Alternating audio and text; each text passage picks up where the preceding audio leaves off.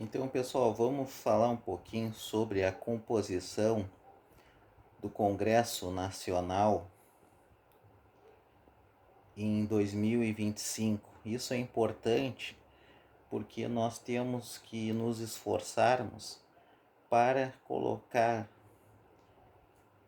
no cenário federal uma quantidade mais substancial de parlamentares da esquerda.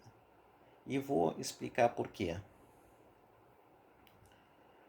O pesquisador Rubens Goyatá Campante, ele fez aqui uma pesquisa e nessa pesquisa ele determinou, que essa pesquisa foi feita em 2022, que em torno de 23 da Câmara, mas eu somei com o Senado, então daria na composição da Câmara, pelos meus cálculos, dá em torno de 20% do Congresso Nacional, de Câmara mais Senado, é da esquerda.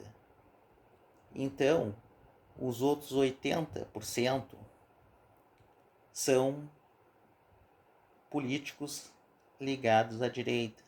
Então, quer dizer, tu tem uma grande desproporção. 20% dos partidos parlamentares são da esquerda e 80% da direita.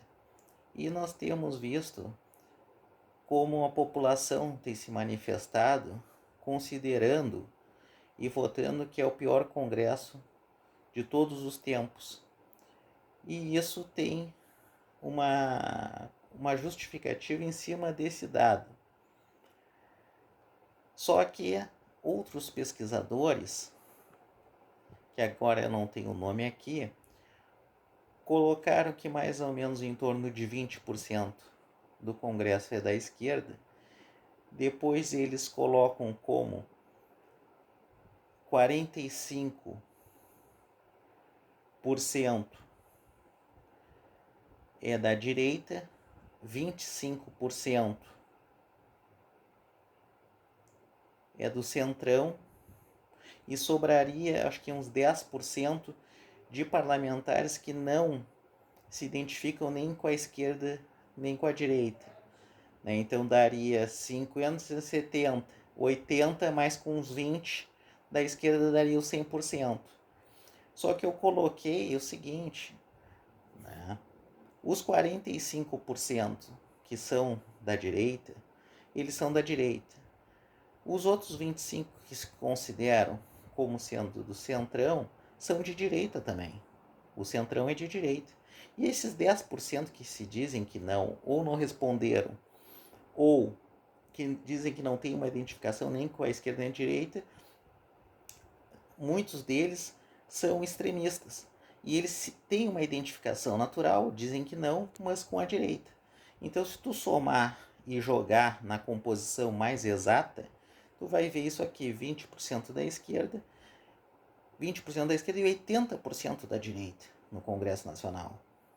Então, isso nós não podemos admitir, nós não podemos tolerar esse tipo de coisa e nós temos que, na próxima eleição, mudar esse cenário. Nós temos que nos esforçar para mudar o cenário, porque a coisa está muito ruim, entendeu? Então, por isso que eu estou trazendo esse dado aqui que é importante desse pesquisador, porque a gente tem que mudar essa resolução. E a gente tem visto, ao invés desses parlamentares trabalhar pelo bem e o desenvolvimento nacional, eles não trabalham. Mas aí alguns vão me perguntar, tá, mas em quem eu voto? Eu vou te dizer quem é da esquerda. São poucos partidos da esquerda. Infelizmente. Nós gostaríamos que tivessem mais, mas não tem. O primeiro partido é o PT, que o número é 13. Confirma duas vezes. 13, confirma duas vezes, se tu tiver em dúvida. Em qualquer eleição, tanto para vereador, para deputado estadual, federal, para presidente, vai lá e confirma duas vezes. Então o PT é 13. O que ele defende? Eu trouxe, depois eu vou trazer de forma individualizada, mas só um princípio principal, um princípio destacável do PT. Ele defende o quê? Os direitos dos empregados e também, hoje em dia, devido à questão econômica e social, dos empregadores. Então o PT defende o que? O direito dos trabalhadores, dos empregados e dos empregadores também. Olha só o que é o negócio. Tanto que procura o desenvolvimento econômico de pequenas, médias e grandes empresas no país, a fim de trazer emprego e renda. Também o PT atua em políticas públicas de distribuição de renda, como nós temos visto diversos programas, Bolsa Família, Pé de Meia, Vale Gás e diversos outros, né, em momentos às vezes difíceis, né, como na pandemia. E também o que se busca, num dos princípios do PT, o melhoramento da condição econômica e social da população brasileira e da sociedade. O segundo partido de esquerda é o PSOL, é o número 50. O que ele busca?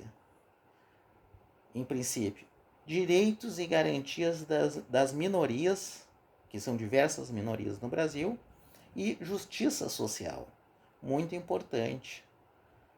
Está de parabéns a atuação dos parlamentares e do partido PSOL no Brasil. O outro partido que tem agora uma coligação com o PT é o PCdoB, número 65. O que ele busca? Falando de forma básica, ele procura o quê? O mínimo existencial que cada pessoa deve ter. Ou seja, por exemplo, uma casa digna e comida na mesa. São também caracterizados por pessoas e parlamentares extremamente muito humanitários e dignos. Eles põem as pessoas em primeiro lugar no desenvolvimento da sociedade e da política nacional, né? E os companheiros do PCdoB são pessoas muito dignas, realmente. Eles sempre perguntam, e as pessoas? Né? Onde que as pessoas estarão inseridas aí?